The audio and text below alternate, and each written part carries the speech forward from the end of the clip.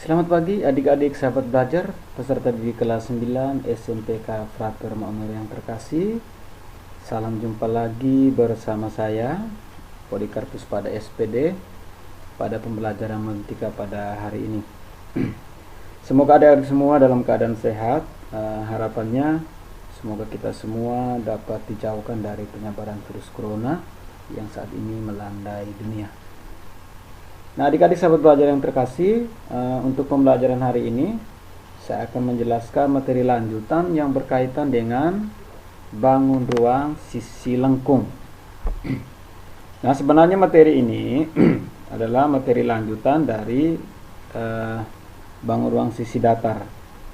Nah, pada pertemuan sebelumnya itu saya sudah menjelaskan tentang tabung. Bagaimana kita menentukan unsur-unsur pada tabung, luas, serta volume pada tabung. Nah, pada pembelajaran hari ini saya akan menjelaskan materi yang berkaitan dengan kerucut. Untuk itu adik-adik tolong perhatikan baik-baik. Yang paling pertama yang akan kita lihat adalah bagaimana unsur-unsur atau jaring-jaring pada kerucut. Nah, sebagai ilustrasinya coba perhatikan gambar. Ini adalah sebuah kerucut. Nah, sebuah kerucut ini kalau kita potong sisinya, maka dia akan membentuk jaring-jaring pada kerucut. Dan jaring-jaring pada kerucut itu ada dua bagian. Bagian yang pertama itu alas. Alasnya itu berbentuk lingkaran. Sementara yang kedua, sisi yang ini yang disebut dengan selimut kerucut. Nah, kalau selimut kerucut ini kalau kita lihat bentuknya sama seperti juring, materi juring yang kita pelajari tentang lingkaran di kelas 8. Nah, adik-adik saya lanjut. Nah, tugas kita sekarang bagaimana kita menentukan luas sebuah kerucut. Nah, untuk kerucut sendiri, kalau kita perhatikan bahwa di dalam sebuah kerucut ada keterkaitan atau hubungan antara jari-jari dan tinggi serta apotema. Nah, apotema pada sebuah kerucut ini itu yang sering kita sebut dengan garis pelukis ya. Garis pelukis yang sering kita simbolkan dengan S. Itu apotema atau garis pelukis. Ini untuk kerucut. Nah, sekarang kita perhatikan baik-baik adik-adik. Pada sebuah juring, dalam hal ini selimut pada kerucut, kalau kita perhatikan, yang ini adalah jari-jari, titik yang ini adalah jari-jari, ini adalah jari-jari, sementara sisi yang ini adalah keliling alas pada sebuah lingkaran. Karena memang sisi ini dibentuk oleh lingkaran. Nah, keliling lingkaran itu adalah 2 PR. Sehingga dari situ kita akan menentukan bagaimana luas selimut kerucut dan bagaimana luas sebuah kerucut. Nah, kita perhatikan baik-baik. Perhatikan baik-baik.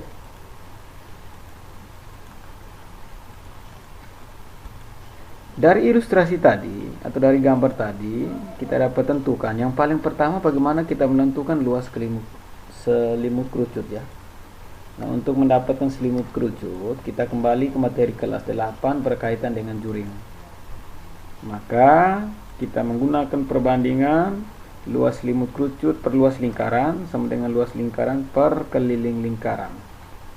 Sehingga dengan demikian prosesnya didapat luas selimut kerucut adalah PRS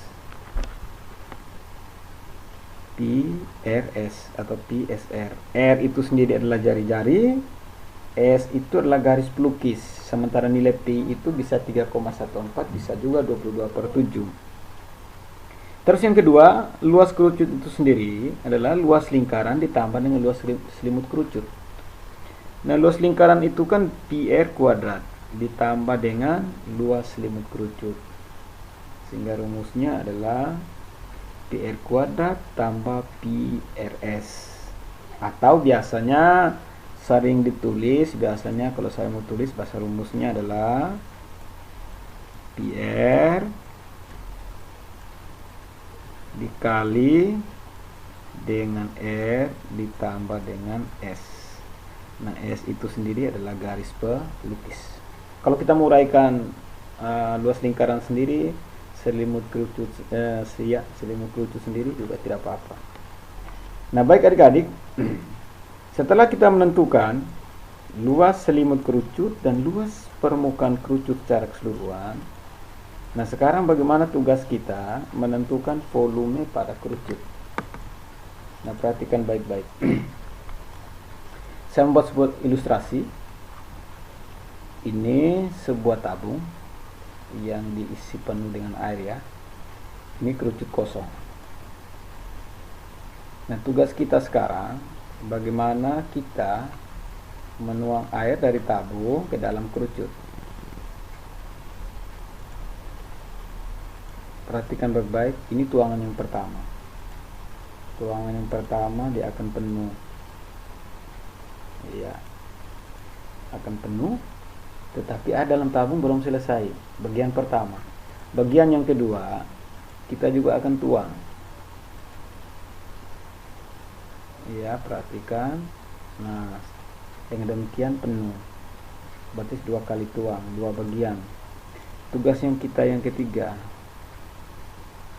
menuang sisa air dalam tabung ini ke dalam kerucut, dituang sampai penuh.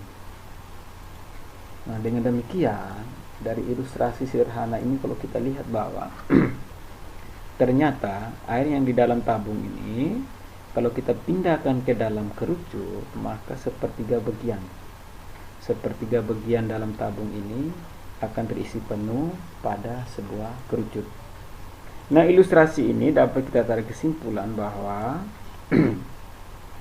volume kerucut itu didapat dari sepertiga volume tabung. Nah, sepertiga dapat dari mana? Saya sudah jelaskan dengan sebuah ilustrasi. Nah, volume tabung itu sendiri kan PR kuadrat, maka volume kerucut itu adalah sepertiga PR kuadrat dikalikan dengan T. Itu bagaimana kita menentukan volume pada sebuah kerucut. Nah, adik-adik sahabat belajar serta di kelas 9 yang terkasih, itulah konsep bagaimana kita menentukan luas selimut kerucut, luas permukaan kerucut, dan volume kerucut. Dari ilustrasi tadi harapannya mudah-mudahan adik-adik bisa memahami. Nah, dengan demikian kita akan lanjut dengan contoh soal. Saya akan memberikan sebuah contoh soal sederhana. Perhatikan baik-baik. Panjang jari-jari alas sebuah kerucut 3 cm. Jika tinggi kerucut 4 cm persegi. Dengan nilai P-nya itu adalah 3,14. Nah, di situ nilai P-nya sudah ditentukan ya. Tugas kita yang paling pertama menentukan luas selimut kerucut, dan yang kedua menentukan luas permukaan kerucut secara keseluruhan. Oke, yang pertama kita akan menentukan luas selimut kerucut. Nah, perhatikan baik-baik. Untuk menentukan luas kerucut, terlebih dahulu kita harus menghitung panjang garis pelukisnya yang kita simbolkan dengan S. Nah, untuk menentukan panjang garis pelukisnya, coba perhatikan baik-baik. Ini sebuah kerucut. Tingginya 4 cm, sementara jari-jarinya ini adalah 3 cm. Nah, tugas kita menentukan garis pelukisnya ini berapa. Itu tugas kita menentukan garis pelukisnya. Nah, kalau kita perhatikan garis pelukis ini, kalau kita perhatikan ya di gambar, dia akan membentuk konsep Pitagoras karena dia membentuk segitiga siku-siku. Nah, konsep Pitagoras kan semua kita sudah pelajari di kelas 8 berkaitan dengan rumus atau konsep teorema Pitagoras. Oke, adik-adik, sekarang kita perhatikan baik-baik. Konsep Pitagoras, kuadrat sisi miring sama dengan jumlah kuadrat sisi siku-siku. atau S pangkat 2 sama dengan R pangkat 2 ditambah dengan T pangkat 2. Nah, dari situ kita ganti jari-jarinya itu adalah 3, tingginya adalah 4, maka 3 pangkat 2 ditambah 4 pangkat 2, 9 tambah 16 sama dengan 25. Dengan demikian akar dari 25 itu adalah 5. Berarti dengan demikian panjang garis pelukisnya adalah 5 cm. Nah, luas selimut kerucut adalah PRS. Nah, R-nya sendiri adalah 3, S-nya adalah 5. Berarti 3 kali 5, 15. 15 pi sebenarnya ya. 15 pi. Nah, nilai pi-nya itu kan sudah ada 3,14, maka hasilnya adalah 15 dikali 3,14, 47,1 cm persegi. Sehingga luas selimut kerucut adalah 47,1 cm persegi. Nah, adik-adik tolong perhatikan baik-baik bahwa konsep penyelesaian pada sebuah kerucut, kunci yang paling pertama kita harus menentukan panjang garis pelukis. Nah, garis pelukis itu diperoleh dari konsep teorema Pitagoras. Nah, sekarang kita lanjut. Bagaimana kita menentukan luas permukaan kerucut secara keseluruhan? Nah, kalau kita uraikan luas selimut ditambah dengan luas alas ya. Ini kalau kita pisahkan berarti luas selimut pi kali 3 kali 5 karena R-nya 3, S-nya 5 ditambah pi R kuadrat berarti pi kali 3 kali 3. Ini kalau kita mau pisahkan, mau gabung juga bisa. 15 pi ditambah dengan 9 pi hasilnya adalah 24 pi. Nah, kalau nilai pi kita ganti berarti tinggal 24 kita kalikan dengan ini, kalau kita mau kali ya berarti tinggal 24 kita kalikan dengan 3,14, tinggal ditentukan hasil. Ini kalau kita mau uraikan, tapi kalau dalam nilai pi juga tidak apa-apa. Oke, yang berikut kita masuk ke nomor yang kedua. Nomor kedua ini saya coba membuat sebuah ilustrasi soal sederhana. Walaupun ini konsepnya soal terapan tapi masih sederhana ya. Kita belum uraikan secara luas, secara detail tentang ini. Sebuah es krim dimasukkan ke dalam wadah yang berbentuk kerucut dengan diameternya 5 cm dan tinggi 15 cm. Hitunglah volume es krim dalam wadah tersebut.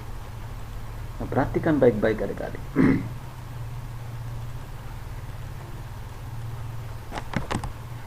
Tugas kita yang paling pertama, kita mencari jari-jari. Kalau diameternya 5 cm, maka jari-jari 2,5 cm. Karena sebelumnya kita sudah dapat penjelasan bahwa diameter itu 2 kali jari-jari.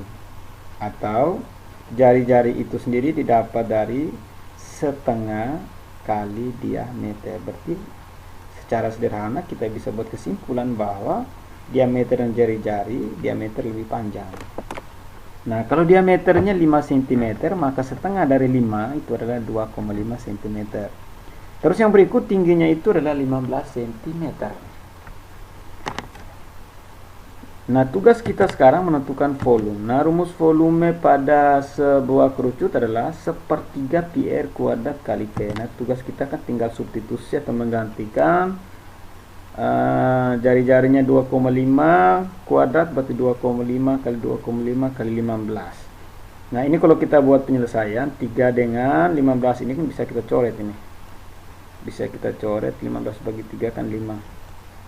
Berarti bentuk ini tinggal kita kalikan 2,5 dikali 2,5 dikali dengan 5 ya. Sehingga kita akan peroleh hasilnya 98,125 cm kubik. Sekali lagi volume didapat dari cm kubik. Nah, itu adik-adik penjelasan sederhana berkaitan dengan contoh soal pada sebuah kerucut. Sekali lagi saya ulangi bahwa untuk menentukan luas kerucut, tugas kita yang paling pertama menentukan garis pelukis atau S. Sementara untuk volume tinggal diperhatikan baik-baik proses penyelesaiannya. Tinggal kita ganti untuk menentukan volume. Nah, soal ini kadang-kadang bisa berubah, bisa dimodifikasi. Soal yang sama ini bisa dimodifikasi. Bisa saja soal ini diketahui volume dan diketahui tinggi, tugas kita mencari jari-jari. Ini soal yang sama ya, kalau kita modifikasi maka akan diubah, diketahui volume dan tinggi, tugas kita menentukan jari-jari. Nah, proses penyelesaiannya tetap sama. Itu adik-adik, sahabat belajar, adik-adik peserta didik kelas 9 SMPK Frater Maumere yang terkasih, itu penjelasannya berkaitan dengan materi pada bangun ruang sisi lengkung, khususnya kerucut. Dari unsur-unsur jaring-jaring pada sebuah kerucut, luas, sampai dengan volume pada sebuah kerucut. Ada 2 nomor soal sederhana yang saya jelaskan. Mudah-mudahan adik-adik bisa memahami, sehingga nanti ada soal-soal yang berkaitan dengan soal tugas bisa diselesaikan dengan baik. Nah, adik-adik sahabat belajar yang terkasih, kalau pertemuan sebelumnya itu saya sudah memberikan tugas berkaitan dengan tabung, dan harapannya bahwa semua sudah dikerjakan dan sudah dikirim ke aplikasi Microsoft Teams ya. Sekali lagi, mudah-mudahan sudah dikirim. Nah, pada pembelajaran hari ini saya menjelaskan materinya, sementara pada hari Kamis, nah tugas adik-adik itu menyelesaikan soal tugas. Soal tugas untuk kerucut ya. Ini penjelasan tambahan soal latihan, penjelasan tambahan.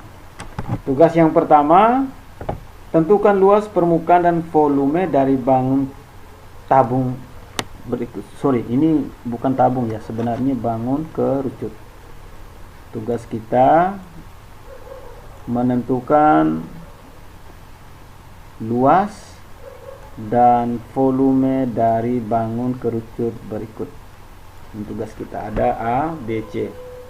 Ini jari-jarinya 4, tingginya 12, yang ini diameternya 12, garis pelukisnya 10. Tugas kita mencari jari-jari ini. Hati-hati, ini tingginya ya. Tinggi belum diketahui. Terus yang berikut, yang ini jari-jarinya 6. Terus garis tingginya ini adalah 10. Tugas kita juga mencari garis pelukis. Garis pelukis ya. Nomor yang kedua, ini soal aplikasi. Nah, mudah-mudahan ada mereka bisa selesaikan. Kalau tahu nanti ada kesulitan, kita akan bahas sama-sama ya. Itu adik-adik sahabat belajar, peserta didik kelas 9 SMPK Frater Maumere yang terkasih. Terima kasih banyak atas partisipasi adik-adik semua untuk mengikuti pembelajaran pada hari ini. Harapannya sedikit yang apa yang Pak berikan bermanfaat untuk adik-adik semua. Itu saja beberapa materi yang saya jelaskan pada hari ini. Terima kasih, selamat pagi, dan salam sehat untuk kita semua.